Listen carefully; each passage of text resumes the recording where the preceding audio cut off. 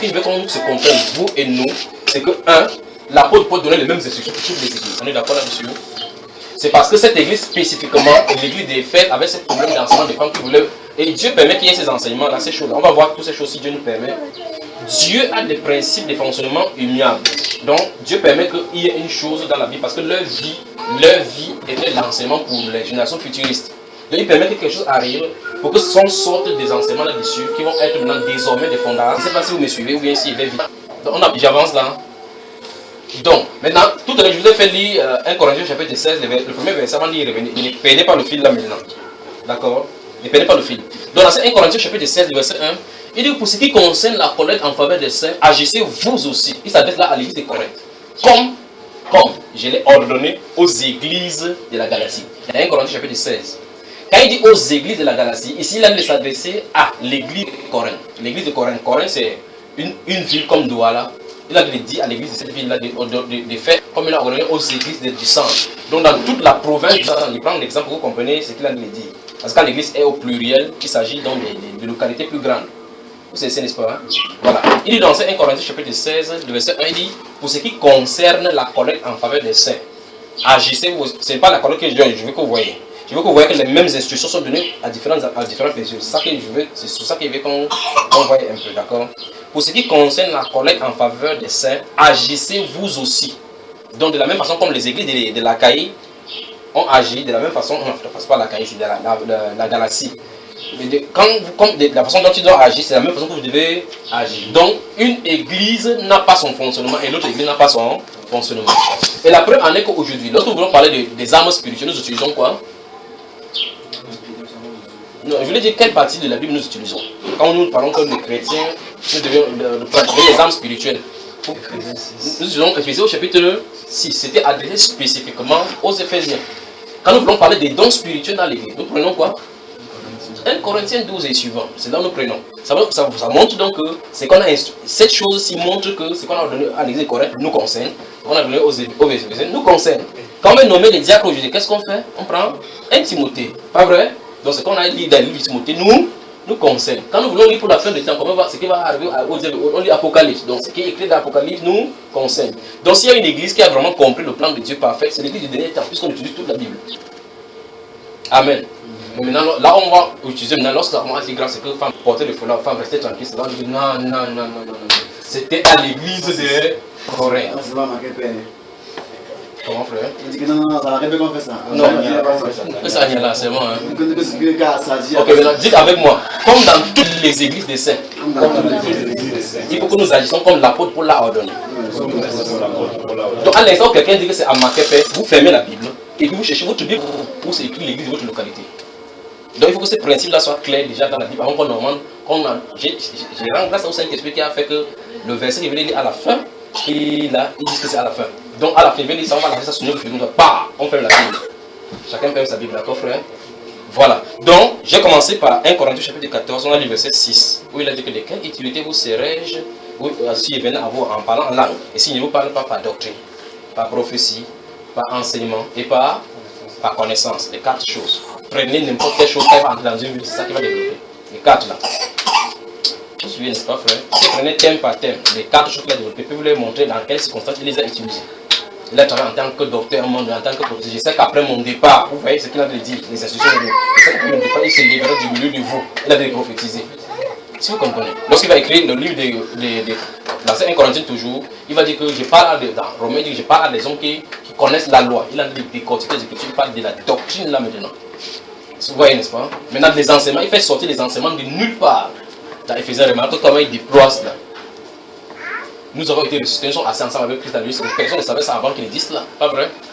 Nous voilà les enseignements qui ont sorti des profondeurs de Dieu. Donc les doctrines chrétiennes sont établies, maintenant par la suite, il va se donner des doctrines chrétiennes. Pour ce qui concerne la colère en faveur des saints, voici comment on doit agir. Donc quand il donne ça, c'est une nouvelle instruction qui est destinée à l'église. Ça montre effectivement que ça rend obsolète toutes les autres doctrines. Vous comprenez, n'est-ce pas, frère? Donc par la suite, on est allé dans 1 Corinthiens chapitre 4. Le verset 17, il a dit que pour cela, je vous ai envoyé Timothée, qui est un bien-aimé dans le Seigneur, il connaît toutes mes voies dans le Seigneur. Et puis, afin qu'il vous rappelle dans les églises, dans toutes les églises, comment j'enseigne. On avance. Prenons 1 Timothée chapitre 4.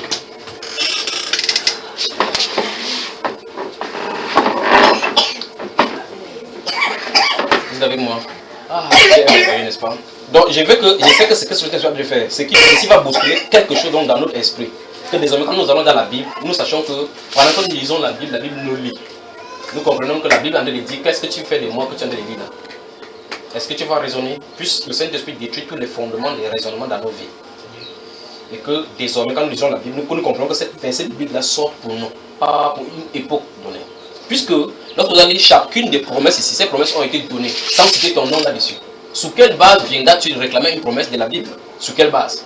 Est-ce qu'il est écrit ici que Olivier réclame le Saint-Esprit, tu l'auras? C'est écrit comment?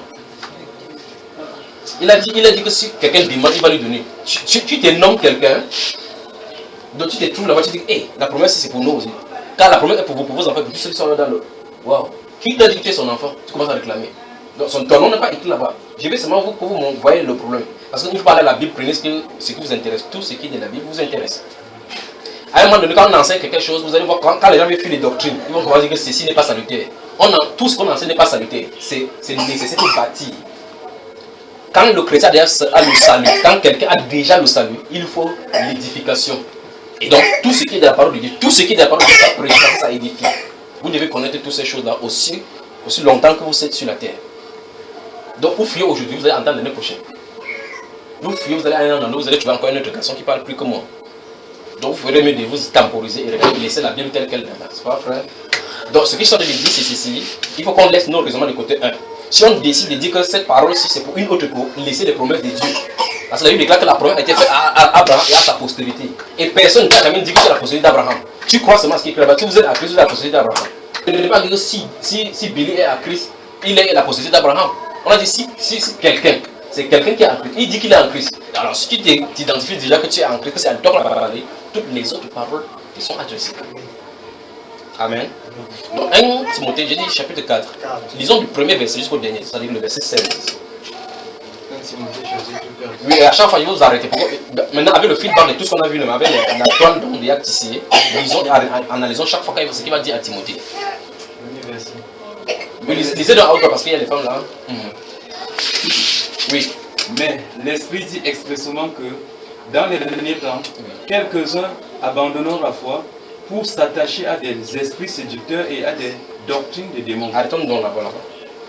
C'est quoi une doctrine? Souvenez-vous le mot qu'on a lu là, et souvenez-vous de ce que l'apôtre Paul a dit. Souvenez-vous de 1 Corinthiens chapitre 14, verset 6 que nous avons lu. L'apôtre Paul est censé venir avec l'une des choses, la doctrine.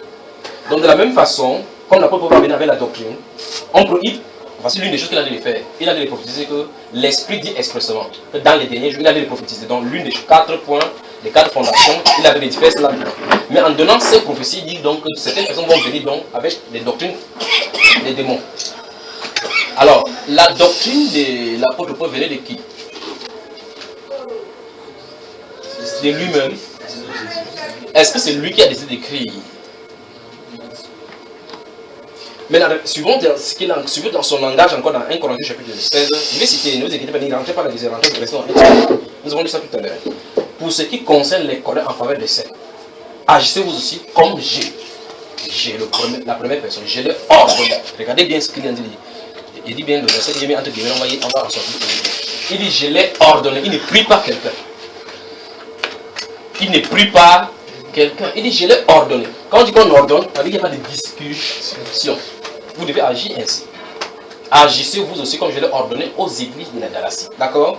Mettez entre parenthèses ici, c'est comme ça. C'est comme ça, ça nous entraîne là. Nous sommes dans 1 Timothée. Allons dans Actes des Apôtres chapitre 10. On va y revenir rapidement là. Je vais encore voir quelque chose. Ah, c'est merveilleux ça. Donc, Actes des Apôtres chapitre 10. Disons du verset 45 à 7. Verset 45. Oui. Tous les fidèles circoncis qui étaient venus avec Pierre furent et de ce que le don du Saint-Esprit était aussi répandu sur les croyants. Oui. 46. Oui. Car ils les entendaient parler en langue et glorifier Dieu. Oui. 47. Oui. Alors Pierre dit, peut-on refuser l'eau du baptême à ceux qui ont reçu le Saint-Esprit aussi bien que nous? Oui. 48. Oui. Et il ordonna qu'ils soient baptisés au nom du Seigneur, sur quoi il le priait De rester quelques jours. Maintenant, regardons le verset 48 encore. Sur quoi l'apôtre Paul a fait? L'apôtre Pierre a fait quoi? Dieu l'a ressuscité. Non. Il dit ce que tu viens de dire là. Sur quoi? Et il le... Non, pas ça, c'est le deuxième volet. Le premier volet dit quoi? Le deuxième volet commence comment? Et il le... Je veux que me regarder dans les yeux maintenant en répétant. Et il est accompagné de 6 hommes. Donc, dans cette version, on va résoudre encore quelques problèmes là maintenant. D'accord? Maintenant, quand vous lisez le chapitre 11 de l'explication de ce qui est arrivé au chapitre 10, d'accord? Mais regardez, moi je vais parler des deux volets là avant de revenir dans l'autre texte qui nous concerne. Maintenant, il dit ici, et il ordonna. Or, l'apôtre Paul est venu, l'apôtre Pierre est venu chez quelqu'un. Pour la première fois, il ne connaît ni quoi, ni personne. Et qu'on avait invité et les gens de sa famille et les amis, pas vrai? On ne donne pas le nom qui était dans sa maison. Maintenant, ils étaient nombreux dans la maison.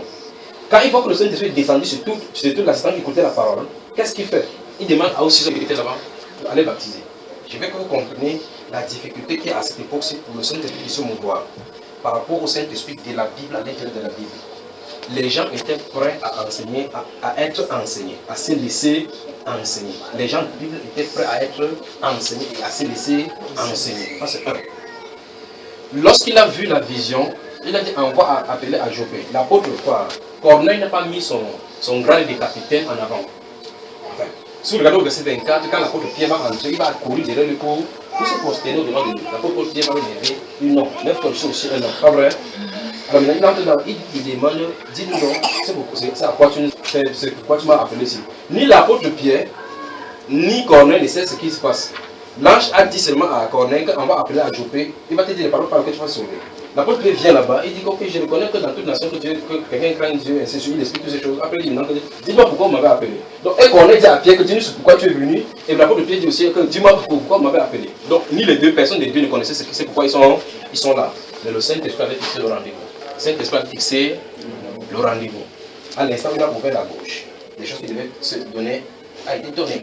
Quand ça a été donné, lorsqu'il a constaté que c'était la fin, il a, je veux que vous compreniez ce mot, il a ordonné.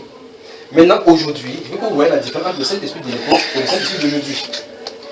Aujourd'hui, quand on prêche à quelqu'un, il dit que non, je crois. On dit baptise-toi. Il dit que je vais réfléchir. Donc, il n'a pas cru. C'est ce que la Bible déclare. Je veux que vous compreniez la dimension de ces péchés que nous péchons au milieu de l'Église. Donc, on prêche à quelqu'un aujourd'hui. Il dit qu'il va réfléchir. Mais tout de même, il dit qu'il a cru. Parce qu'en réalité, le baptême que tu acceptes montre clairement que tu as cru dès le départ. Parce que Jésus a dit, celui qui croira et qui sera baptisé sera sauvé. La chose qui montre, même si tu as n'importe quelle connaissance par la suite, le fait que tu as refusé le baptême, tu as raté le point de départ. Parce que c'est le point de départ pour les disciples du Seigneur Jésus. Parce qu'il a dit dans Matthieu chapitre 28, allez, faites des nations les baptisants et enseignez-leur. Donc si tu demeures dans l'enseignement sans t'être baptisé, tu as de l'été trompé. C'est de l'endurcissement. Même si tu connais que Jésus-Christ est Dieu, tu connais que le Saint-Esprit fait de cette façon, même si tu connais ces choses-là, parce que Satan les connaît identiquement. Vous voyez la doctrine de Christ, c'est que les apôtres enseignaient. Et pourquoi ils le faisaient ainsi? Parce que nous sommes là pour la restauration de la doctrine de Dieu. Vous me suivez, frère? Donc vous qui venez d'arriver là, si c'est possible, éteignez votre téléphone pour que ça ne dérange pas, pour qu'on ne soit pas perturbé. Donc je veux que vous regardez. C'est ce que l'apôtre Paul a dit de l'autre côté là, qui nous a amené ici. Vous voyez effectivement ces deux apôtres principaux ici. Et nous sommes sur le même langage. Alors, lorsqu'il dit, l'apôtre, il ordonna qu'il fût baptisé. Est-ce que vous avez vu une seule personne de cette salle-là régénérée? Non. Je ne sais pas si je peux comprendre. Est-ce que vous avez vu quelqu'un dire par exemple que non. Explique-nous ce que tu allais lui parler par baptême. Qu'est-ce que tu as fait par baptême avant que l'apôtre dise non? Sachez que je t'avais dit qu'il faut qu'on se baptise. Si tu ne te baptises pas, c'est comme ça. Il faut qu'on vous conduise aux eaux. On va te plonger dans l'eau. N'aie pas peur. Hein. Est-ce qu'il a dit ça? Donc en réalité, celui qui est devant est censé ne rien savoir, même s'il croit que ça va quelque chose. C'est celui qui vient qui doit lui dire ce qu'il faut pour lui. Amen. Imaginons que allons dans le monde. Imaginons que vous allez chez le médecin. Vous sentez le mal de tête. Vous avez le mal de bas-ventre. Vous avez le mal de rein. Vous asseyez devant le spécialiste. Il vous pose des questions. Après, il dit, ok, voici ce qu'on va vous dire. Il dit, non, docteur, prescris-moi le paracétamol, prescris-moi ceci, et tu vas m'inviter plutôt mercredi. Il va vous demander de sortir de son bureau, il ne peut jamais y entrer, parce que vous voulez lui enseigner ce qu'il a fait. Dieu a établi sa doctrine pour toujours. Il a établi, prédestiné les gens qui doivent le prêcher. Et lorsque ces gens le prêchent, on doit obéir tel que c'est prêché. C'est là où je vais revenir là pour vous cesser. Donc il n'y a plus autre doctrine à prêcher. Il n'y a plus une nouvelle doctrine. C'est ce qui a été établi, prêché une fois pour toutes. C'est pour ça que l'apôtre Paul dit, quand bien lui-même, ou bien quand même un an du ciel prêcherait un autre évangile qui soit maudit. Maudit soit vraiment quiconque annonce une chose que Dieu n'a pas dite. Quelle sera sa malédiction franchement? Parce qu'il aura conduit comme ça quelqu'un dans la dérive. Et ce sont dans ces choses donc que l'apôtre Paul prophétisant dans 1 Timothée chapitre 4, où nous sommes oubliés tout à l'heure, l'Esprit dit expressément que dans les derniers temps, quelques-uns abandonneront la foi pour s'attacher à des doctrines, des enseignements démoniaques. Si on va seulement dans la Bible maintenant avec notre éducation d'aujourd'hui, et c'est les doctrines démoniaques, on en finira pas aujourd'hui et demain. Je prends ce petit scénario pour que vous compreniez effectivement les subtilités. Satan ne peut pas venir dire que non, Jésus-Christ n'est pas Dieu, comme on s'est posé aujourd'hui ici. Il prend une petite chose, la catéchèse. Il faut que tu sois d'abord les enseignements. Il faut que tu sois convaincu pour être baptisé. Après tu entends, non, je ne veux pas convaincre quelqu'un. Dieu seul lui veut te convaincre. Vous pensez qu'on ne peut pas convaincre quelqu'un? Vous pensez? 2 Timothée, avance dans 2 Corinthiens. 2 Corinthiens. Au chapitre 7 de 2 Corinthiens. Avant de revenir. Je veux que vous suivez toute la semaine, d'accord? Suivez mes traces là, on est en train de se balader ce soir. 2 Corinthiens chapitre 5. 5. 2 Corinthiens chapitre 5. 5, pas 7. 5. D'accord? Vous y êtes? Je veux que vous me regardez dans les yeux d'abord. Et quand je vais venir lire ce qu'on a ici, vous allez cesser, nous allons cesser ces langages-là, d'accord? Voilà maintenant. La première chose à faire, c'est que lorsque tu connais ce qu'on appelle la crainte de Dieu, tu dois convaincre les fois de laisser le penser. C'est ta mission. La crainte de Dieu. Verset 11, disons, à haute voix, tous ensemble. Qu'est-ce qu'on dit? Reconnaissant donc la crainte du Seigneur, nous cherchons à convaincre les hommes et Dieu nous connaît, et j'espère que dans vos consciences, vous nous connaissez aussi. Amen. C'est l'apôtre qui a dit ça là. Parce qu'on a la crainte de Dieu. Vous voyez là, n'est-ce pas? Donc arrêtez ces langages parce que les religieux le disent. Non, je ne te convainc pas, c'est le Saint-Esprit qui convainc. C'est le Saint-Esprit qui convainc. Est-ce qu'on a dit que c'est uniquement le Saint-Esprit qui convainc? Il y a un verset qui dit que c'est uniquement le Saint-Esprit qui convainc. Alors c'est dans 2 Timothée chapitre 3, verset 16. Là.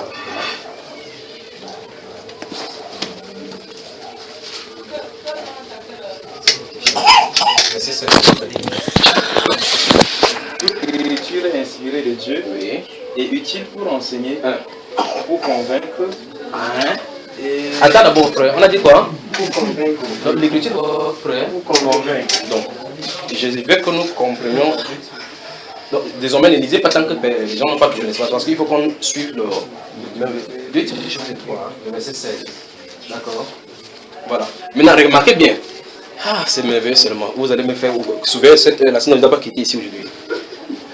La Bible dit donc que toute écriture, l'écriture n'est pas écrite avec S. Vous avez remarqué? Ok, maintenant. Regardez-moi maintenant. Laquelle des écritures est utilisée pour convaincre? Pour corriger? Laquelle? Parce que c'est un S. Vous savez S là? Non, c'est sans S. Alors, il dit toutes. Il ne met pas S. Et si il n'y a pas S, forcément l'écriture n'aura pas S. Il dit toute écriture, enfin dans votre version c'est écrit inspiré de Dieu, ça n'a pas de sens. Si vous comprenez le langage de Dieu, ça n'a pas de sens. Là-bas, le mot grec écrit là-bas, c'est expiré. Donc, vous savez ce qu'on appelle expirer et inspirer, non? Alors, inspirer, voir, inspirer. Alors, mais vous êtes ici, non? Inspirer. Oui, c'est contraire à ce que la Bible a dit. Mais là, expirer. Alors maintenant, lisez 2 Timothée 3, 16, alors toute écriture est. Donc, c'est plutôt ça entre dans Dieu. Pourtant, la pensée qui est là-bas, c'est que ça sort de Dieu. C'est toute écriture est expirée de Dieu. Donc, Dieu dit, répandez-vous, ça sort de lui. Amos chapitre 3.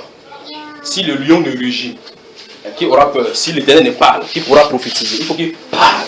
Ça sort de lui. Alors l'apôtre Paul dit, l'Esprit dit expressément. C'est l'Esprit qui a dit. Il ne dit pas que j'ai dit expressément, il dit l'Esprit dit expressément. Dans 1 Corinthiens chapitre 7, verset 10, il dit que pour ce qui est des frères, je ne leur donne pas, c'est le Seigneur. Où est-ce que le Seigneur a dit? Il n'a pas dit dans le ciel. Il a rencontré, il a dit que ordonne-leur que je ne permets pas que les femmes, les frères et les sœurs se séparent. Il dit ce n'est pas moi, c'est le Seigneur qui l'ordonne. Il n'a pas dit ça lorsqu'il était physiquement sur la terre comme ça, de cette façon-là. Dieu lui a dit que dis. Donc Dieu a expiré.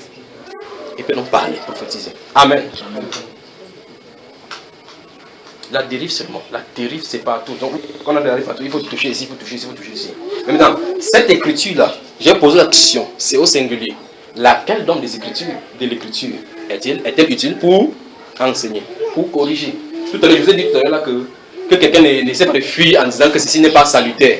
Il n'a pas dit, dans ce verset, si on a dit toute écriture, il n'y a pas un seul mot sur le salut là-dedans. Il n'y a pas un seul mot, il n'a pas dit que toute écriture est faite pour donner le salut. Il a dit pour corriger, pour convaincre. Il a dit tout écrit Donc, par exemple, au commencement, Dieu créa les cieux et la terre. N'est-ce pas? Au commencement, Dieu créa les cieux et la terre.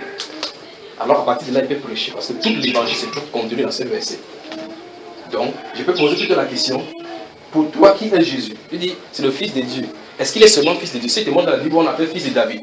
Dans ce cas, s'il est Fils de Dieu, est-ce que tu vas l'accepter comme Fils de Dieu et le rejeter comme Fils de David? Tu dis non, je l'accepte, il continue. Il dit, ok, on l'appelle Messie. Qu'est-ce que tu en dis? Après, tu continues, il dit qu'on appelle Dieu. Tu dis non, là, je suis plus d'accord avec toi. Maintenant, l'écriture t'a barré. Parce qu'en fait, toute écriture est expirée pour convaincre. Connaissant donc la crainte de Dieu, dans ces 2 Corinthiens, chapitre 5, verset 11, connaissant donc la crainte de Dieu, nous cherchons. Donc nous cherchons les manières, donc par les Écritures, chercher les manières à faire pour convaincre. C'est pour cela que l'apôtre Paul et Timothée et Apollos, vous avez remarqué que lorsqu'ils rencontraient les Juifs, la Bible déclare donc qu'ils cherchaient par la loi de Moïse à les convaincre, à montrer que Jésus était le Christ.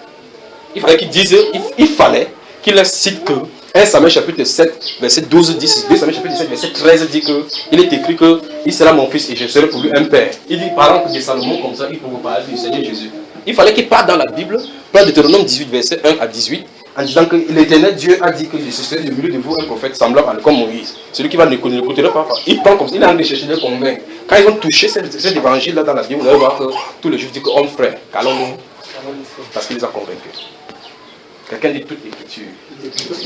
Expiré de Dieu. Utile pour enseigner, pour corriger, pour convaincre. Vous voyez là, n'est-ce pas? Donc je voulais prendre ça pour vous dire, c'est vraiment que oubliez ces bouches-là, que non, je ne te convainc pas, Dieu va te convaincre. Si Dieu t'a donné la mission de convaincre, tu dois convaincre. Quitte à ce que quelqu'un te dit, comme l'autre m'a dit à la radio clairement, que je préfère aller en enfer. Quand je dis que je préfère aller en enfer, parce qu'il a été convaincu qu'il y a une voie pour aller en enfer. Parce que d'autres ne croient pas déjà qu'il y a l'enfer. Au moins, il a écouté, il a été convaincu qu'il y a une voie qui me mène en enfer. Il a choisi celle-là. Alors là, à ce niveau-là, tu ne peux plus rien. Amen. Revenons dans notre 1 Timothée au chapitre 4 pour nous sommes arrêtés. Nous étions au chapitre 4, n'est-ce pas? Donc, au verset 1, il dit, l'Esprit dit expressément que dans les derniers, j'espère que vous entendez emmagasiner tout ce qu'on a de faire ici. L'Esprit dit expressément, parce que j'ai dit qu'on devait lire 1 Timothée chapitre 4, verset 1 à 16, dans le dernier jusqu'au dernier verset. L'Esprit dit expressément que dans les derniers temps, quelques-uns abandonnent la foi pour s'attacher à des esprits séducteurs et à des doctrines des démons. Mais c'est terrible, frère, c'est terrible. Là seulement, on peut faire un an à prêcher seulement là-dessus. Tout enseignement qui n'est pas donc consistant avec la parole de Dieu vient des démons. Parce que doctrine veut dire enseignement sous une autre forme. Doctrine veut dire enseignement. Alors ça veut dire que si quelqu'un, la Bible a déjà établi, par exemple que la femme doit se voiler pour prier, quelqu'un dit le contraire, c'est un démon qui lui a inspiré cela. Parce qu'on dit clairement que cette écriture a été inspirée pour convaincre quelqu'un, lui dit plutôt que c'est le contraire. Vous me suivez là, bien aimé? Voilà. Vous me suivez? Amen. Voilà. Deuxième doctrine, par exemple, la doctrine baptisme, c'est ça qui nous a conduit dans Actes chapitre 10 tout à l'heure. Dans Actes chapitre 10, nous voyons effectivement que l'apôtre Pierre a prêché, l'assistant qui a cru et dont le Saint-Esprit a confirmé, personne n'a discuté si oui ou non il doit se baptiser. Personne qui venait au rendez-vous, il n'y a pas quelqu'un qui dit attends, il va dire à ma mère qu'il va me baptiser, désolé, que je suis plus catholique. Personne n'a dit ça. Séance tenant, ils ont été baptisés. Mais aujourd'hui, laisse-moi pas réfléchir. Quand c'est une femme mariée, il dit qu'il faut qu'il demande à mon mari. Quand c'est un mari, il dit qu'il faut qu'il m'assoie pour parler à ma femme. N'est-ce pas les deux devenant une seule chair? Oui, mon frère. Oui, c'est toujours par rapport à ça. Il y a la mère de Jean Calvin qui a posé la question de savoir qui a baptisé son fils sans l'avoir demandé l'autorisation. L'autorisation, c'est écrit où qu'on doit demander l'autorisation aux parents pour baptiser. Donc, on a le problème dans la chapitre 10 dont je parlais tout à l'heure. Remarquez au verset 48 de la partie que l'apôtre Pierre dit que, on dit d'abord que l'apôtre Pierre ordonnait qu'il fût baptisé. Parce qu'il a commencé à dire, peut-on refuser l'eau de baptême à ceux qui ont été baptisés de la même manière que nous? Et il ordonnant. Alors maintenant, s'il a ordonné, parce que pour beaucoup de personnes posent la question aujourd'hui, qui t'a ordonné pour que tu baptises? C'est-à-dire qui t'a consacré pour que tu baptises? Vous lisez donc dans cela, vous allez remarquer, vous rentrez depuis le chapitre 1, depuis le verset 1, vous allez remarquer que l'apôtre Pierre était sur le tarmac de la maison, il était là en pleine transe. Après, quand il va finir là, dans cette vision de la nappe qui lui vient du ciel, la voix va lui dire que lève-toi, va avec cet homme, c'est moi qui les a envoyés, pas vrai? Dans le chapitre 11, on n'a pas seulement le temps, je suis en découpé, vous devez lire la Bible, ça doit être ici. D'accord? Ça doit être ici, pas ici, ici. Dans le chapitre 11, il va commencer à expliquer. La Bible déclare que lorsqu'il va rentrer à Jérusalem, les disciples, les circoncis qui sont à Jérusalem vont lui faire des reproches qu'il est entré chez Corneille. Dieu, quand il a donné la révélation à l'apôtre Pierre d'y aller, il n'a pas dit à d'autres disciples. Mais la parole que Jésus a dit au travers de la bouche de l'apôtre Pierre a suffi pour que les autres acceptent la doctrine. Oh Dieu. Oh Dieu. Alors, la Bible déclare qu'il s'est mis à leur expliquer de manière suivie. Alors, il a commencé, que j'étais là-bas, il a commencé à avoir des visions, ainsi. Mais à un moment donné, à partir du verset 8, il dit que les 6 hommes que voici m'accompagnaient. Vous suivez ça, n'est-ce pas? Les 6 hommes que voici. Donc, en présence de Corneille, hormis Corneille, sa famille et les gens qui étaient venus, il y avait Pierre et 6 personnes qui étaient des Juifs. Pas vrai? Puisqu'au verset 45, là-bas, on a dit que les circoncis qui étaient venus avec les circoncis, quand on parle des circoncis, c'est les théologies pour les Juifs. Les circoncis qui étaient venus avec Pierre furent et ils étaient étonnés de ce que le don de Saint-Esprit était aussi donné aux païens. Ils sont surpris comme ça parce qu'ils sont les Juifs. Parce qu'en réalité, les Juifs savent que le Dieu d'Abraham, le Dieu d'Isaac et le Dieu de Jacob, c'est pour eux. Dieu est en train de briser les barrières comme ça. Dieu est en train de briser les barrières. Regardez bien tout ce que vous allez expliquer. J'explique ainsi afin que vous compreniez l'implication. L'implication dans ceci, ce n'est pas que c'est que l'apôtre Pierre est connu officiellement comme l'apôtre ou un du Seigneur. Ces 6, on n'en fait pas deux des cas. En fait, dans le chapitre 11, on les appelle les fidèles circoncis qui étaient venus avec Pierre. C'est qui ont baptisé. On les appelle tout simplement les fidèles. Donc, les fidèles. Vous comprenez? Je veux que vous me saisissiez bien pour que vous compreniez. Voici l'apôtre Pierre avec 6 autres personnes. C'est lui qu'on connaît en tant qu'apôtre si on prend le thème titre. N'est-ce pas? Dans cette maison-là, les Corneille, il n'y a que l'apôtre Pierre qui a un titre comme on peut voir aujourd'hui. Les autres sont les simples chrétiens. Or, c'est l'apôtre Pierre qui a dit que, quand il dit, peut-on refuser l'eau de baptême à ceux qui ont reçu le Saint-Esprit comme nous, il ne peut pas parler de nous en tant que lui, il parle de nous en tant que ceux qui sont ici, puisque ceux ils sont surpris que le Saint-Esprit est aussi donné. Ça veut dire qu'ils connaissaient ce Saint-Esprit-là. Donc, ils ont eu à expérimenter ce que ceux-là sont les vivre. D'accord? Il dit donc, peut-on refuser l'eau de baptême à ceux qui ont cru aussi comme nous, et qui ont reçu le même esprit comme nous? Quand il parle de nous, il parle de lui et les 6 qui sont là-bas. Parce que ceux-ci viennent de recevoir. Et il ordonna. Alors je pose la question, il a ordonné à qui? Il a baptisé les autres qui sont là-bas. Les 6. Donc on n'a pas besoin d'un titre pastoral pour baptiser. C'est là que je voulais en venir. C'est ça. Donc tout disciple de Jésus-Christ peut baptiser. Vous avez la fondation dans la Bible. Tout disciple de Jésus-Christ peut baptiser. Il ne s'agit pas d'avoir un titre d'évangéliste, pasteur, prophète pour être baptisé. Si vous comprenez.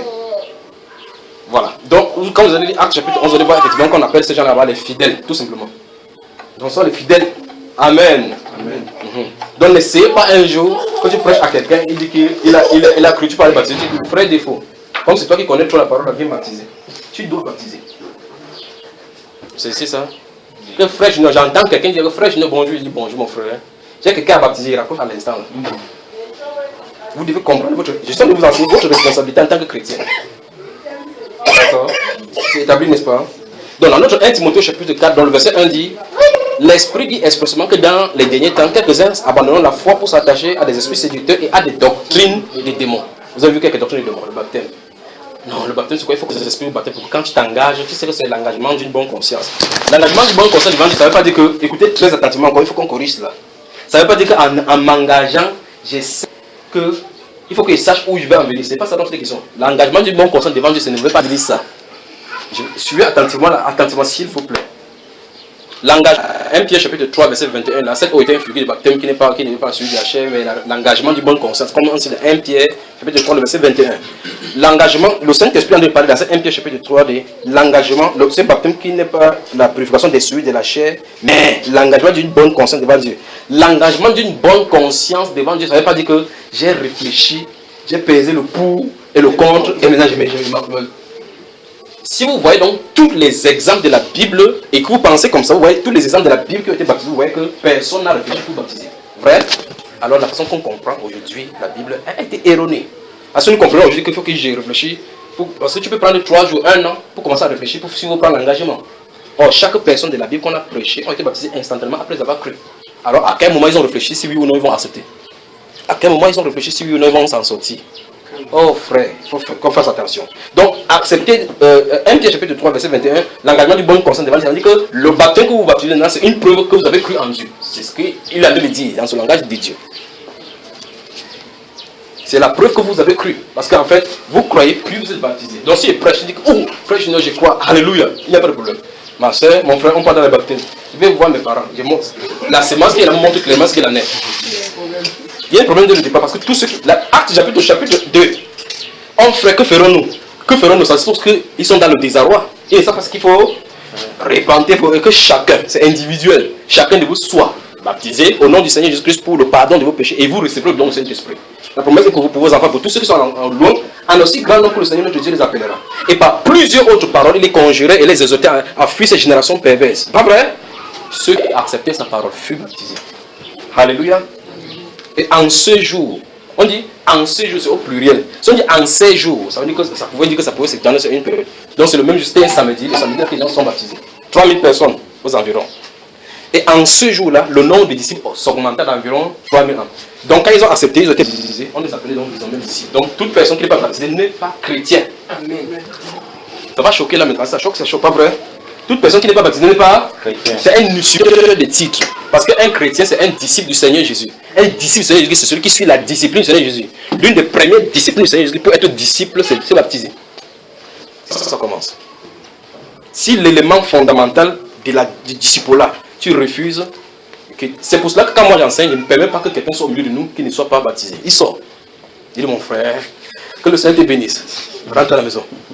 Il faut que ce soit clair. On n'enseigne pas le non-croyant. Parce qu'il a dit que baptisez-les puis enseignez.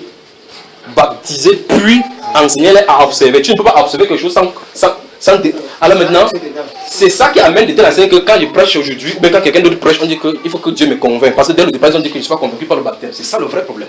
Ils commencent à engager la petite sémence qui devait être sémée. Ils disent non, je ne suis pas convaincu. Par conséquent, tous les autres doctrines, quand ça ne les arrangerait pas, ils ne seront pas convaincus. Ça ne faut pas la peine qu'ils soient à côté. Il faut qu'ils quittent. C'est pour les faire du mal. Même s'ils ne comprennent pas pour le moment qu'ils sont là, fais-le sortir. C'est pour leur faire du mal. Ça ne leur fait pas du bien. Est-ce que vous comprenez? Parce que toute la connaissance qui va aller là-bas, il est d'abord dans la désobéissance. Parce que la Bible nous dit que Dieu a ordonné sans que personne ne régime. Quand l'apôtre Paul va rencontrer, donc, suivez bien le rythme. Quand l'apôtre Paul va rencontrer ces 12 disciples de l'apôtre du prophète Jacques, du prophète Jean-Baptiste, à Éphèse, en Asie, là, dans Actes chapitre 19, là maintenant. Il a dit, mais avez-vous reçu le Saint-Esprit? Il a dit, non, pas il dit que le Saint-Esprit fut déjà là. Il dit, mais de quel baptême avez-vous été baptisé? Il baptême des gens. Écoutez très bien. Ils n'ont jamais reçu d'enseignement pour dire que notre baptême est unique. Ils n'ont jamais. C'est ça la différence entre ceux qui sont passés par les dénominations et ceux qui sont naîtres dans ces affaires. Alors il dit, mais de quel baptême? Ils ont dit, le Saint-Esprit montre par là que le problème c'est au niveau du baptême. Donc ils sont dans une autre dispensation. Après, quand l'apôtre dit, ah ok, je comprends le problème. La Bible déclare qu'il ordonna qu'il fut baptisé. Lorsqu'il fut baptisé, l'apôtre a mis la main, le Saint-Esprit est venu. Les gens n'ont pas régémé. Vous dites, non, nous sommes des gens. Quand tu es baptisé, c'est fini. Toi, tu es qui? On ne te connaît pas. Toi qui tu es le chrétien là-bas. Les gens avaient raison, ils auraient eu raison de discuter pour l'apôtre Paul. Pas vrai? Mais personne n'a régémé. Quelle église avons-nous aujourd'hui? L'église des raisonnements. Souvenez-vous de là où on a commencé. 1 Corinthiens chapitre 14, verset 6. Souvenez-vous le deuxième verset, 1 Corinthiens 4, verset 17. D'accord? Voilà. On peut avancer là maintenant. On peut avancer. Donc, 2 Corinthiens chapitre 5, verset 11. Connaissant donc la crainte des dieux, nous cherchons à convaincre tout homme. Tout homme. Nous cherchons à convaincre. Et l'écriture est là pour convaincre. On ne cherche pas à convaincre par notre pensée, c'est par l'écriture. Oui, on n'a pas porté le foulard. Allons dans la Bible. La question c'est est-ce que c'est salutaire? Ça, ce n'est pas, c'est la question pour fuir. Est-ce que c'est ordonné dans la Bible comme étant un commandement? Est-ce que c'est ordonné dans la Bible que les femmes doivent se taire? Si quelqu'un croit être prophète ou inspiré, qu'il reconnaisse que ce qu'il vient d'écrire est un commandement du Seigneur. Si quelqu'un désobéit au commandement, Jésus a dit, voici la preuve, je peux prouver ici. Quand il voit une fois qu'on a prié, il ne met pas le foulard. Je peux lui montrer par A plus que s'il connaît l'écriture en citant les génies apocalypse, qu'il n'aime pas le Seigneur. Parce que voici ce que Jésus a dit dans Jean chapitre 14, verset 20 et 21. Si quelqu'un même, il gardera mes commandements. Vrai? Si quelqu'un même, il gardera mes commandements. Je vais seulement prendre des versets pour vous montrer comme ça là. Si quelqu'un même, il... Voilà. L'apôtre dit que ce qu'il vient de vous écrire est un commandement. Et si quelqu'un l'ignore, c'est qu'il a été ignoré de Dieu. Alors, la femme dit, je peux enseigner. Le Seigneur m'a dit, il y a enseigner. Dieu dit, il y a le même commandement que la femme ne se taise. Alors, lequel Dieu a parlé? Ça veut dire que soit pour l'apôtre Paul est faux, soit pour elle est fausse. Comme c'est l'écriture, moi je m'en tiens à l'écriture. Donc, si quelqu'un vient avec le Seigneur, regardez bien, si quelqu'un sort là, était une femme, elle comme ça, le mur de la maison se change en bleu, il dit que tu as fini, oui. La Bible te demande de te taire. C'est ça, frère. Il y a pas de qui fait comme ça. Il dit, oh, bien, mais lève-toi, vous allez voir la gloire de Dieu. Poum, il mange. J'ai dit, gloire à Dieu. Il dit, la Bible demande de te taire parce qu'il ne peut pas changer. C'est ce que la Bible ordonne. Alors, oh bien aimé, les gens ne sont-ils pas sauvés? Qui t'a dit qu'ils sont sauvés? Qui t'a dit qu'ils sont sauvés? Qui t'a dit? Si on parle seulement sur le salut, sur être sauvé conformément à la Bible, c'est différent des rejoindre les réunions chrétiennes, là, dites chrétiens aujourd'hui. Lorsqu'on parle de rejoindre la Bible, comme dimanche, les gens sont sortis qui parlent à l'église. C'est quoi en venant dimanche, venez avec vos frères à la maison. On vient avec le frère, le frère aussi vient s'asseoir là-bas. Après, par la Bible, comment ça allait? Un de ces jours, on croit qu'il est sauvé. C'est comme ça qu'on est sauvé dans la Bible. L'obéissance au B.A.B.A. de la Bible montrera comment tu seras bâti plus tard dans l'obéissance aux choses profondes du Seigneur. L'obéissance au B.A.B.A. de la Bible montre comment et combien tu seras obéissant aux choses profondes du Seigneur. C'est ça que Jésus a dit donc, si quelqu'un donc néglige ces petites choses, il lui donnera dans les grands. Alors si donc la base fondamentale, il a dit, allez, faites des nations des disciples, les baptisants au nom du Père, Fils et enseignez. Donc il y a baptême d'abord, puis enseignement. Et les gens viennent aussi écrire des livres, qui vous font les cours de catéchisme, d'autres font 3 ans pour voir. D'abord après les 3 ans là, on le baisse plutôt sur la tête. Mais c'est quand même curieux.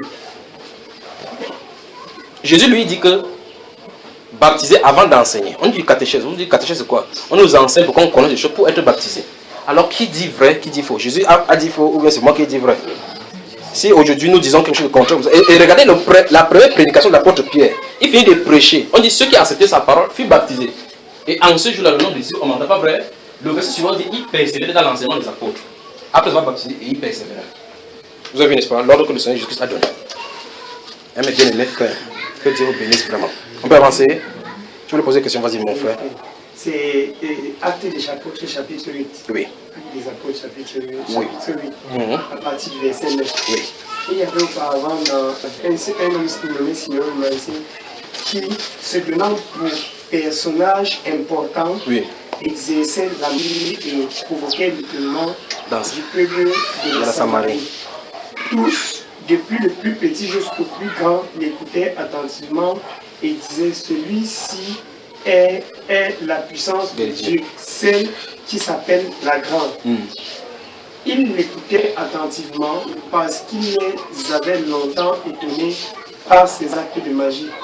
Mais quand il eut cru à Philippe, qui leur annonçait la bonne nouvelle du royaume de Dieu et du nom de Jésus-Christ, hommes et femmes se firent baptisés. Simon lui-même crut. Simon lui-même crut, et après avoir été baptisé, il ne quittait plus Philippe. Et il voyait avec étonnement les miracles et les grands prodiges qui s'opéraient. Oui. L'apôtre qui était à Jérusalem. Non, c'est au pluriel. Les apôtres qui étaient à Jérusalem, ayant appris que la Samarie avait reçu la parole de Dieu, ils envoyaient Pierre et Jean. Oui. Ceux-ci, arrivés chez les Samaritains, prièrent pour eux afin qu'ils reçussent le Saint-Esprit. Oui. Car ils n'étaient encore descendus sur aucun d'eux. Ils avaient été seulement été baptisés au nom du Seigneur Jésus-Christ. Oui. Alors Pierre et Jean leur imposaient les mains et ils reçurent le Saint-Esprit. Amen. Lorsque Simon vit que le Saint-Esprit était donné par l'imposition des mains des apôtres. Le Saint-Esprit était donné par l'imposition des mains des apôtres, il leur offrit de l'argent. Oui. Mais pourtant la Bible dit au verset, verset 12, il avait cru. Oui. Qu'il avait cru. Oui. Mais la question que je voulais poser, c'est comment est-ce qu'il croit? Il fait ces choses. Oui, et il fait ces choses. Voilà. Finalement, il a créé une église où il a commencé à enseigner le culte des anges, où il a eu une femme, il a fait des anges, parce qu'il est entré dans les dérives. Simon, là, que vous voyez. Maintenant, permettez-moi de vous dire que vous devez comprendre les Écritures. Si vous regardez la part des différentes terres, Jésus a dit qu'il y en a 4 styles de terre. Et parmi les 4 styles de terre, les 2 qui se rapprochent, c'est ce style de terre qui correspond au cœur qui croit pour un temps. Il ne porte pas de fruits. Il est de ces catégories. D'accord, frère? Vous avez compris, n'est-ce pas? Il dit bien, vous lisez Marc au chapitre 8. Marc chapitre 4, la parabole de Théo, vous allez encore prendre cela dans Luc au chapitre 8. Où il a dit que l'autre, lorsque un homme est sorti pour s'aimer, une semence est tombée sur la route, les oiseaux sont venus manger. L'autre est tombé au niveau des pierres. Quand ça a poussé, ça ne porte pas de racines, ça a été mort. L'autre est tombé parmi les épines. Quand ça a grandi, les épines ont étouffé. Donc, quelques situations a étouffé ce qu'on a dit s'aimer. Maintenant, l'autre est tombé sur la bonne terre. Voilà les 4 styles qu'il y a. Dans cette bonne terre, il dit qu'un grec est tombé à porter 70, 60, 30. D'accord? Après, il dit que celui qui a le cerveau pour entendre, entend. Dans la Bible, les 4 styles de personnages, je peux les prendre maintenant là dans le Nouveau Testament, au milieu de l'église, je vous les montre. D'accord, frère de faux? Que le Seigneur te bénisse. Donc, avançons ici dans 1 Timothée chapitre 4, donc, verset 2, donc, regardez bien, il dit, nous sommes au verset 1. Il dit donc, les esprits séducteurs, 1. Et les doctrines des démons. Donc, au milieu chrétien, maintenant, c'est tout dans les enseignements démoniaques. Je veux que vous mesurez bien ce que vous suivez. Donc, au milieu chrétien, donc, c'est tout dans les enseignements démoniaques. Et maintenant, comment éviter les enseignements démoniaques? Il faut regarder si oui ou non, ce sont ce que les apôtres ont prêché. Puisqu'il a dit que vous avez été édifiés sur le fondement des apôtres. Votre construction, c'est sur le fondement des apôtres et des prophètes. Jésus-Christ étant la pierre angulaire. Et il a donc signé que la prédication qu'il a prêchée, ce n'est pas de lui-même. Mais c'est du Seigneur Jésus-Christ dans Galates chapitre 1, verset 11 à 15, n'est-ce pas? Il a reçu d'un homme, il n'a pas expliqué ça dans les brigades de formation de fou là, n'est-ce pas? Il dit que c'est par révélation de Jésus-Christ, n'est-ce pas? Donc c'est le Seigneur Jésus-Christ qui l'a envoyé aller prêcher. Puisque s'il fallait prêcher par sa connaissance, il prêcherait la loi. S'il fallait prêcher par ce qu'il a appris à l'école, il prêcherait ce que Gamaliel et les pharisiens prêchent. Mais il vient prêcher quelque chose qui est différent, totalement différent. Dans 1 Corinthiens 11, lorsqu'il parle dans 1 Corinthiens 14, lorsqu'il parle que la femme se taise, il est comme le dit aussi la loi. Allez dans la Bible, vous lance le défi d'aller dans la Bible depuis la Genèse jusqu'à Malachie, montrez-moi que la femme doit se taire. Il ne se trouve nulle part. Il faut être un docteur pour aller démêler là-bas pour voir si la femme se comme le dit aussi la loi. Il dit que la femme doit se taire, comme dans tous les enseignements, que la femme se taise. Comme le dit aussi la loi. Donc la loi le dit. De la même façon, quand vous lisez le livre de Luc au chapitre 24, les versets 35 à 47, vous allez voir effectivement quand Jésus va dire à ces chrétiens d'Emmaüs, lorsque les yeux vont s'ouvrir, il dit ainsi, il est écrit dans les psaumes, dans les prophètes, que le Christ devait souffrir. Je vous lance le défi d'aller dans les psaumes, aller chercher où le Christ devait souffrir. On a écrit que le Christ devait souffrir. Il expliqua ce qui le concernait dans les Écritures. Et on dit que, et commençant par tous les prophètes. Combien de livres de prophètes vous avez dans la Bible? Combien? Non, ne répondez pas parce que c'est compliqué déjà. Alors, allez donc dans la Bible, dans les livres des prophètes là, montrez chaque prophète, parce que la Bible déclare dans ce livre là que il a expliqué ce qui le concerne dans tous les prophètes. Donc il a parcouru tous les prophètes en disant que Isaïe a dit ceci, Ézéchiel a dit ceci, ça me concernait, Jérémie a dit ceci, ça me concernait. Et il faut qu'il l'explique parce que quand on dit tous les prophètes, c'est tout le livre des prophètes. Donc aucun prophète de la Bible là n'a manqué de parler de Jésus. Puisque Dieu vient le dire que les prophètes qui ont prophétisé ces choses-là que vous étiez Jésus ont fait de cet objet-là de l'objet. Ça veut dire que si vous lisez la Bible c'est le testament pour parler de Yeshua. La Bible parle de lui, du début jusqu'à la fin. C'est pour ça qu'on l'appelle dans Apocalypse chapitre 3 l'Amen. L'Amen. Amen. C'est lui que vous allez appeler là, comme ça. Parce que la Bible déclare dans 1 Corinthiens, effectivement, que c'est pour cela que c'est par lui que c'est dit dans les églises Amen. Quand on dit Amen, ça gêne les gens. Mais Amen, c'est le Seigneur Jésus, pas vrai? Voilà. On avance. Donc il y a des doctrines démoniaques au milieu chrétien. Et cette doctrine démoniaque, c'est pour la destruction. Parce que si nous sommes édifiés de ce côté-ci, par les enseignements des apôtres, si les enseignements démoniaques viennent, c'est pour vous détruire. Donc il faut que chacun garde son âme. Il faut que chacun préserve son âme. La Bible garde ce qui est écrit, veille sur son âme. Celui qui garde ce qui est écrit. Au chapitre 22 de ce même proverbe, au verset 17, il dit que n'ai-je pas déjà mis par écrit ce qui est nécessaire pour toi? Il a déjà mis par écrit, c'est écrit là-dedans. Dans le dernier d'Ecclésiaste, il dit que les paroles d'un sage est comme les données, c'est donné par un seul maître. Donc c'est le même maître qui a donné Ecclésiaste, qui a donné Proverbe, qui a donné Psaume, qui a donné ceci, qui a donné Matthieu, qui a donné ceci. Il dit que lorsqu'on est bien, il vient de prophétiser que les livres seront rassemblés ensemble à un moment donné. Quelle merveille ce que nous avons assez. On avance. Il dit, mais ça ne doit pas s'arrêter aujourd'hui. Il faut qu'il me contrôle ici là.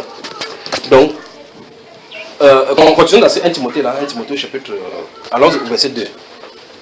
Pas l'hypocrisie de faux docteurs portant la marque de la flétrissure dans leur propre conscience. Vous avez dit, n'est-ce pas? On dit que ces esprits séducteurs et les doctrines des démons seront portés par qui? L'hypocrisie des faux docteurs. Donc il y a des faux enseignants au milieu chrétien. On dit portant la marque de la flétrissure dans leur propre conscience. Donc ils savent très bien qu'ils sont faux. C'est pour ça que Dieu nous a donné les manières pour les reconnaître. Par exemple, Philippiens au chapitre 3, verset 17. Il dit, je vous en parle, comme je vous en parlais, je vous en parle maintenant en pleurant. leur fin sera cela, parce qu'ils ont pour Dieu leur ventre. Tout ce qui prêche autour de quelque chose qui concerne le ventre, la vie sur la terre, il faut les fuir au maximum. Au maximum. Non, il dit les choses. On n'a pas dit qu'ils ne vont pas dire quelque chose de mauvais, de seulement les choses de mauvais.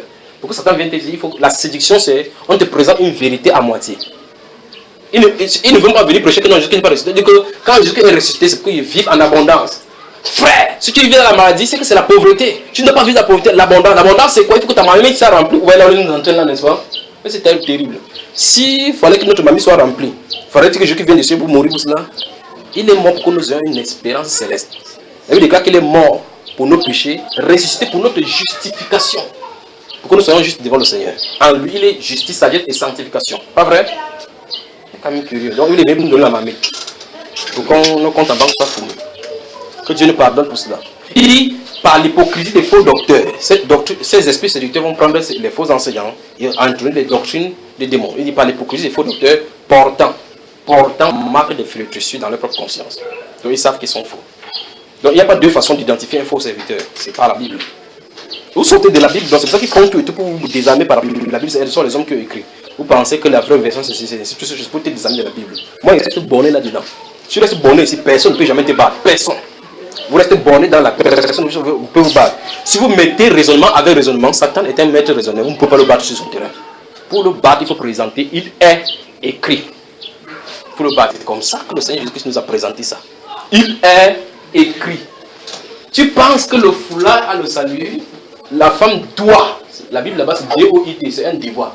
Doit se couvrir la tête. Doit. C'est un commandement là maintenant. On appelle la femme peut se couvrir la tête. Pour qu'elle croit qu'elle peut, elle peut pas.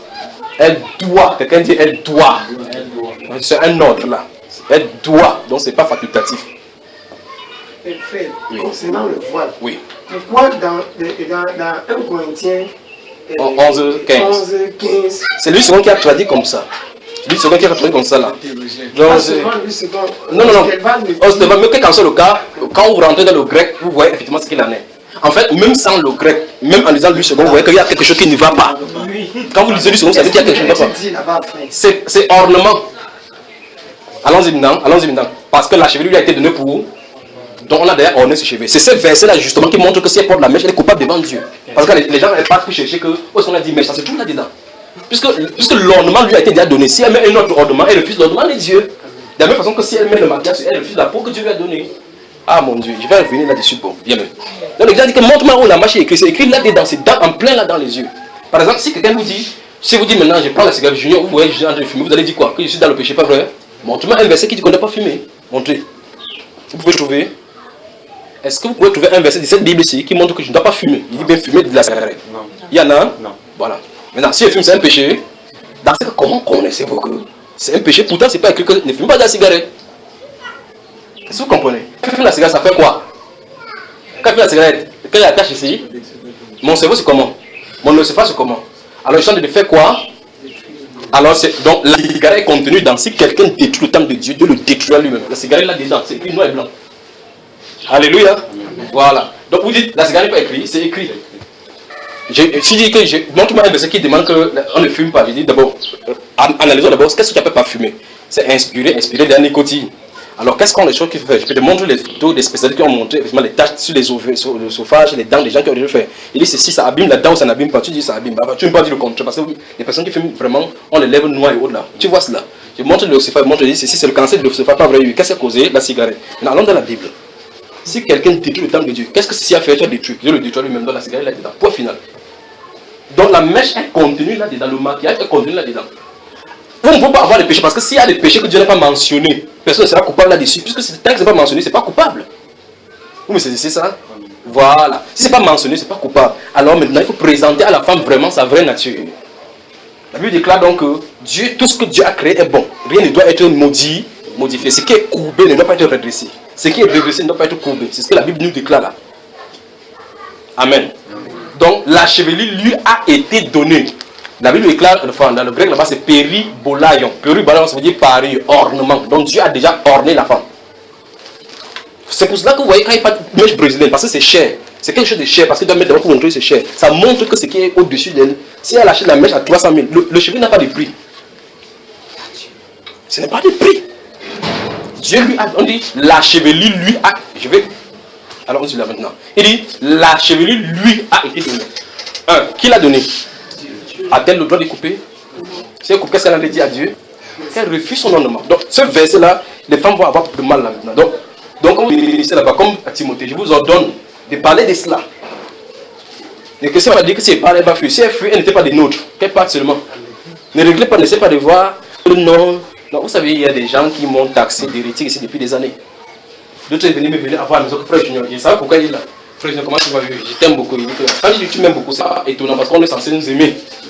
Je le vois venir après, il dit Frère Junior. Les gens, il y a beaucoup de gens, personnes qui m'ont chargé derrière, il dit pourquoi frère? À cause du pantalon là. Qu'est-ce que tu veux qu'il fasse? Donc cesse de prêcher, ça prêche d'autres choses. Je prêche d'autres choses, il dit oui. Il faut comme par exemple quoi, des doctrines et autres là-bas. Donc je laisse le pantalon, il dit oui. Il dit ok, si toi tu conduisais l'église de Dieu, une catholique entre là, tu vas prêcher sur le baptême, je fais de la frustrer. Il dit non, c'est différent. Il dit la personne qui a parlé du baptême, elle se parle du pantalon. Donc si elle prêche le pantalon, elle frustre. La même façon que si elle prêche le baptême, le catholique partirait. Pas vrai? Elle part. C'est la Bible que nous allons prêcher, il est écrit. Quand Dieu a dit il est écrit à Satan, n'est-il pas parti? Est-ce qu'il est resté avec lui? Voilà. Donc, lorsque la Bible dit que dans ce livre de 1 Corinthiens chapitre 11 verset 15, il a dit parce que la chevelure lui a été donnée pour voir. Je vais que vous compreniez encore une chose. Quelqu'un a donné la chevelure à la femme, pas vrai? Maintenant, le haut plus haut, on dit que la femme doit se couvrir. Quand on dit se couvrir en français, c'est un verbe pronominal qui montre l'action qui doit être faite, pas vrai? C'est la femme qui se met les cheveux sur la tête. Est-ce que c'est la femme qui se met les cheveux sur la tête? Non. Donc quand on parle de l'action de se couvrir, donc elle va faire une action. Pour l'autre là qui est dans le verset 15, on dit que ça lui a été donné. Donc c'est pas qu'elle met. Donc c'est deux choses différentes qu'on a de parler, même si c'est écrit voir là-bas dans le 8 secondes là. Donc en haut là-bas c'est katakanopto. Ça veut dire couverture. Elle doit se couvrir. L'action de se couvrir, vous demain vous avez faim, vous prenez quelque chose pour vous couvrir. Pas vrai? On peut pas couvrir la peau parce que la peau vous a été donnée. On ne va pas vous dire que revêtez votre peau revêtez votre os de peau. Vous n'avez pas l'aptitude de le faire. Pas vrai? La peau vous a été donnée, mais quand vous avez froid, couvrez-vous. Donc c'est vous qui faites l'action de se couvrir. Toute femme qui prie ou qui prophétise la tête non voilée, la tête non couverte, déshonore son chef. Tout homme au contraire qui prie ou qui prophétise la tête voilée, déshonore son chef. Pour la femme, on dit que c'est comme si elle était rasée. Donc ça veut dire qu'il y a deux autorités. Une autorité sur sa tête montre son mari. Une autre autorité montre Dieu. Elle a deux personnalités sur sa tête. On dit que c'est sa marque sur sa tête. Mais dans la Bible déclare, il dit, la chevelure lui a été donnée en guise de parure. N'est-ce pas? On dit non, c'est pourquoi la femme, à cause des anges, doit avoir. Tu veux comprendre le mot? Doit. Pas peut avoir. Doit. C'est ce qui est dans notre Bible. Doit avoir sur la tête une marque d'autorité dont elle dépend, n'est-ce pas? Je vous pose une question. Si une soeur a des cheveux et qu'elle a sa tête nue, l'autre femme mondiale a la tête nue, y a-t-il une marque sur la tête? Quelque chose, il y a marque, ça veut dire signe distinctif. Si elle porte l'habit qu'on j'ai porté comme ça, il n'y a pas de signe distinctif sur moi. Maintenant, si elle porte le truc de la rose qu'on met ici, le pins là montre que je suis distinct. J'appartiens à un clan désormais. Alors maintenant, la Bible déclare, quand il veut voir une femme, c'est ce que la Bible a expliqué. Quand on va voir une femme pour montrer qu'elle est soumise à son mari, et qu'elle peut être soumise à son mari et au Seigneur, c'est pas le foulard. C'est pas le foulard. Mais frère, il y a apparemment aussi, quand on entend ce genre de discussion avec elle, elles disent que la perruque ou bien la mèche peut être confondue au voile. La mèche, on appelle ça le faux chéri. Tu lui dis que non, tu as le vrai, laisse le vrai tranquille. D'accord? Laisse le faux, parce que tout ce qui est faux, on doit mettre ça de côté. Ça arrive au niveau des ongles. On commence à mettre ce qui est vrai, on met le faux sur ça. C'est parce qu'ils n'ont pas encore pris la méthode pour enlever ceci. Ce qu'ils devaient enlever, c'est mettre le faux. Parce que dès qu'on continue, si on continue la discussion, il y a quelle différence? Bon, d'accord, j'accepte que j'ai des cheveux. Je garde mes cheveux, bon, je peux voiler mes cheveux. Tu veux le foulard, bon, entre le foulard et la mèche et la perruque, il y a quelle différence? Est-ce qu'elle s'attache à ça? Il lui faut la délivrance, n'est-ce pas?